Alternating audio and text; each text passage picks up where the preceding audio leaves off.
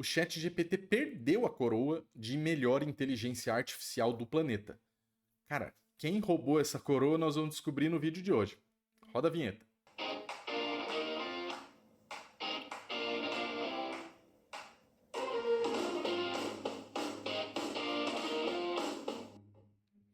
Fala galera, Guilherme Massa aqui. Esse é o Massa Demais, o seu canal de tecnologia, inovação, tendências, startups.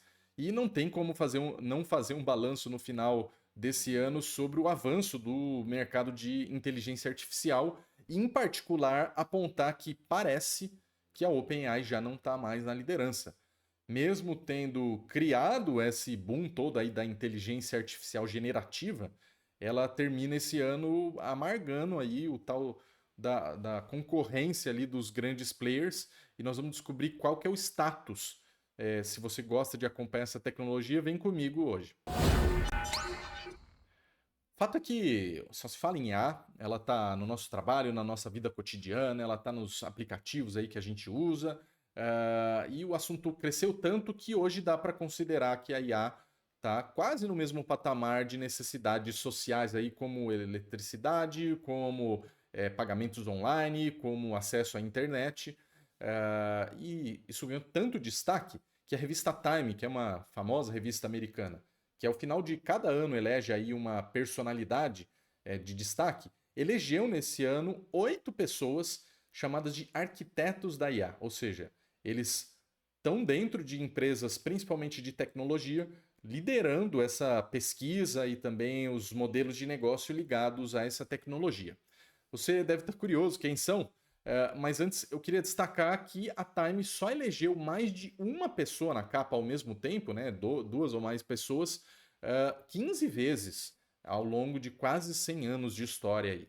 Vamos lá. Pela ordem aqui, da esquerda para a direita, Mark Zuckerberg, fundador da Meta. Depois a Lisa Su, que é uma responsável ali pelo desenvolvimento dessa tecnologia dentro da AMD, fabricante de processadores, muito ligados aí aos chips gráficos também, né, que rodam nos data centers que rodam IA. O Elon Musk, fundador da xAI, também da Tesla, da SpaceX. O Jensen Huang, que é o fundador da NVIDIA, empresa mais valiosa do mundo hoje e principal provedora de infraestrutura para inteligência artificial. O Sam Altman, fundador da OpenAI, que é a criadora do ChatGPT. O Demis Hassabis, que é o pesquisador-chefe da Google DeepMind, é uma unidade da Google que faz essa pesquisa de inteligência artificial, até buscando aí a superinteligência artificial. O Dario Amodei, que é o fundador da Anthropic, concorrente direto ali da OpenAI lá nos primórdios, né, do surgimento dessa tecnologia. E a Fei-Fei Li, que é pesquisadora pioneira ali nos estudos de IA dentro da Universidade de Stanford e também do World Labs. Importante a gente parar para pensar que, cara, são só 3 anos que isso está impactando o nosso mercado, mas já é de alta relevância. E eu falei de 3 anos porque é verdade, lá em 30 de novembro de 2022, a OpenAI lançou finalmente o ChatGPT, um produto para as pessoas usarem. Ela já tinha os seus motores ali do LLM, enfim, há alguns anos, mas estava ainda embrionário, né, e não tinha um produto para as pessoas, e daí certamente a OpenAI com o ChatGPT foi muito pioneira. Os números que essa empresa alcançou em tão pouco tempo são realmente muito emblemáticos, né? Lançaram em novembro o produto, final de novembro, praticamente 2 meses depois eles já tinham 100 milhões de usuários ativos. Lógico que estamos falando aqui do modelo gratuito, mas isso foi o recorde de uma empresa de produtos digitais chegar em 100 milhões de clientes, né, de usuários. Daí, no mês seguinte, fevereiro, ela lançou o seu primeiro modelo pago, que é o ChatGPT Plus. Em abril, ou seja, 4 meses só depois do lançamento, ela lançou a versão 4.0. Lá no começo, quando o ChatGPT foi ao ar, ele estava rodando o modelo 3.5. Mas o fato é que, desde aquele longínquo, vamos dizer assim, 2023, a OpenAI conseguiu ter uma dominância e talvez ser o serviço aí mais falado e captar muito dinheiro, mas os concorrentes, sejam outras startups, sejam empresas de tecnologia foram chegando bem perto, até que a gente chegou nesse ano com uma ameaça real à liderança da OpenAI. E daí, queria discutir com vocês o que eu considero 5 vencedores até agora dessa corrida. Quando a gente fala no critério de integração com serviços de busca e até a suíte de outras aplicações, Gemini do Google está na liderança. Não à toa, tem o maior buscador do planeta e tem uma suíte ali de soluções que é muito relevante, né, com apresentações, planilhas, documentos, enfim, muitas coisas que o Google oferece. Quando a gente fala de ter uma presença em mercado de enterprise, né, no mercado de soluções corporativas ou também para pequenos negócios, a Claude da Anthropic, ela recebeu um investimento de 8 bilhões de dólares da Amazon, e daí eles estão usando uma estratégia chamada de vendor lock-in, ou seja, quem usa a AWS está sendo recomendado de usar o serviço da Claude como o principal parceiro ali, né, a principal ferramenta, e com isso vai ajudando o Claude a ganhar uma escala no universo de desenvolvimento e não só para o usuário final. O ChatGPT, quando a gente fala de maior base de usuários, ele continua sendo extremamente relevante, o líder, estima-se em torno de 800 milhões de pessoas utilizando a solução. Claro, aqui está falando principalmente do modelo pago, do modelo gratuito, desculpa. A DeepSeek, a única chinesa aqui da lista, ela é considerada a mais eficiente. A última versão dela foi apontado que ela é 60% mais econômica do que os modelos concorrentes. Ou seja, num momento em que a gente está vendo essas empresas ter investimentos bilionários, ser muito eficiente em custo é bastante relevante. E por fim, a Meta aparece aqui na lista por ser chamado o modelo mais comunitário, porque ela foi a única desse grupo aqui a apostar no modelo de código aberto, ou seja, a própria comunidade foi adaptando, melhorando as funções ali do LLM, e além disso, ela também está presente em outras aplicações que ajudam a escalar a solução, como no WhatsApp, por exemplo. Para completar essa lista aqui, né, das principais empresas de IA hoje no mercado, daria para acrescentar também a Mistral, que é a única europeia aí e também tem uma solução bem avançada, a xAI, que eu já comentei lá do Elon Musk, e que ajuda a ter o ecossistema todo ali, por exemplo, da Tesla, do Twitter,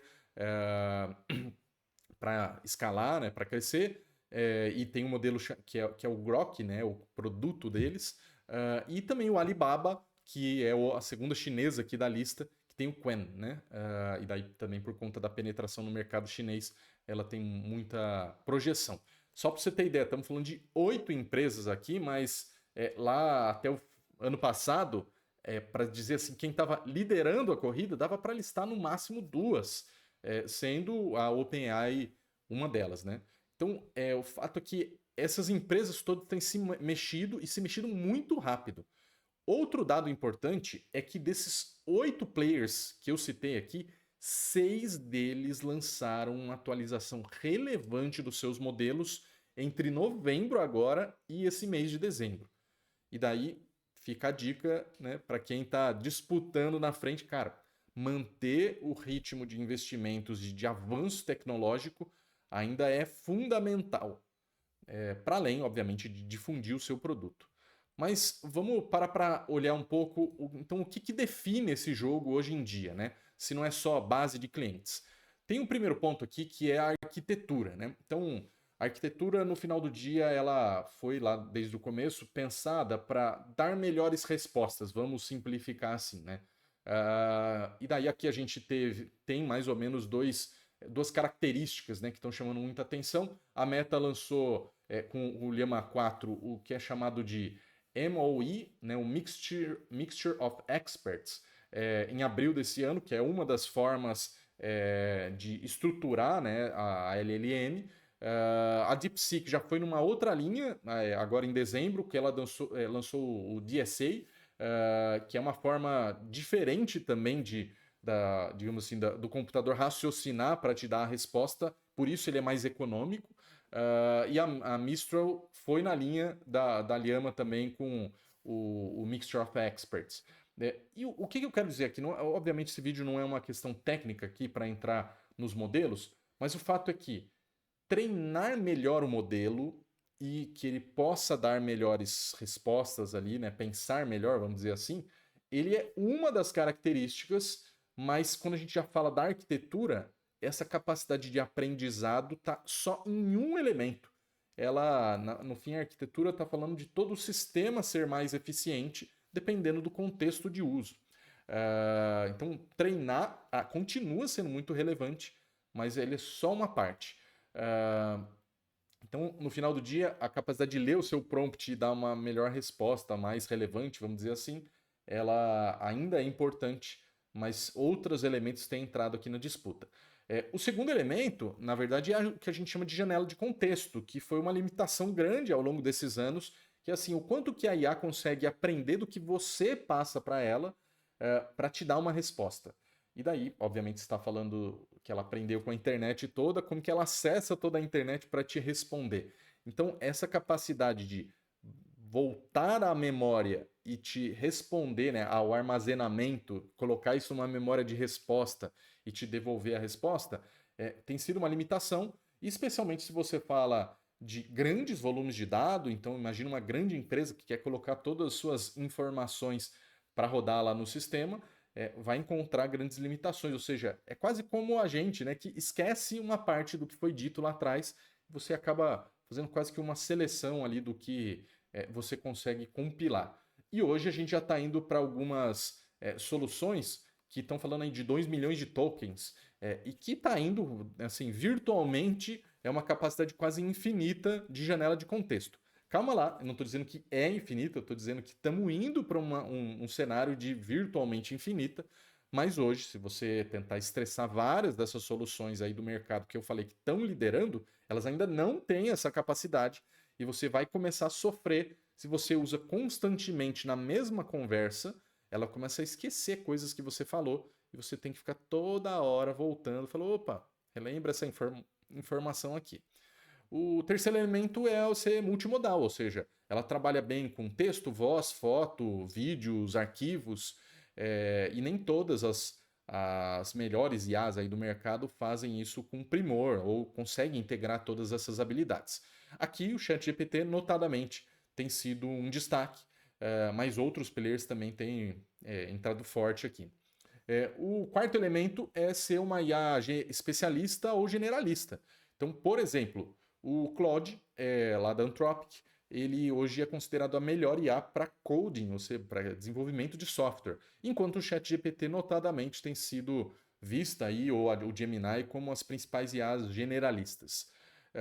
O quinto elemento é se ela usa código aberto ou fechado. Então, a Meta conseguiu se popularizar e ganhar a comunidade toda dado a usar um modelo aberto. Mas é fato que mesmo a Meta, hoje com a entrada aí de novas pessoas ali no time de inteligência artificial, tem rediscutido essa discussão e é possível, né, o mercado discute aí que a Meta possivelmente vai fechar o seu modelo. O próximo elemento é a geografia. No fim, não adianta a gente ignorar que a IA hoje tem sido considerada uma arma geopolítica, e daí entre principalmente Estados Unidos, China e a Europa. Então, ter IAs dominantes tem sido uma estratégia para você não só ganhar mercado, enfim, e conseguir movimentar a economia, mas até pensando em segurança, pensando em eficiência energética, enfim, em outros aspectos. O próximo elemento tem a ver com segurança dos dados, né? A confiabilidade do uso desses dados versus a alucinação. Sim, a IA ainda alucina, se é que dá para usar essa expressão, né? Muita gente diz que ela, na verdade, não alucina, é uma outra forma ali, né? Ela só pensa, digamos, equivocadamente nas coisas que você passa, dado que ela trabalha com estatística, ela não necessariamente inventa do nada a resposta. Mas o fato é que aqui você ainda tem que fazer um balanço, né? Que horas que eu quero uma IA ou uma tecnologia que ela é mais pela confiabilidade do uso desses dados, da preservação de como eles são, versus alguma coisa que eu estou mais estressando a capacidade de relacionar informações para gerar uma resposta, que é o que a gente chamaria aqui da alucinação. O penúltimo elemento é o ecossistema, ou seja, muitas dessas empresas já estão falando de todo um mundo ali de parcerias entre sistemas, né, digitais. E daí, por exemplo, o Google, pô, a solução deles, Gemini, está integrada em várias ferramentas. Quando pego o ChatGPT dentro da Microsoft, lá no Copilot, está integrado a todo o ecossistema da Microsoft.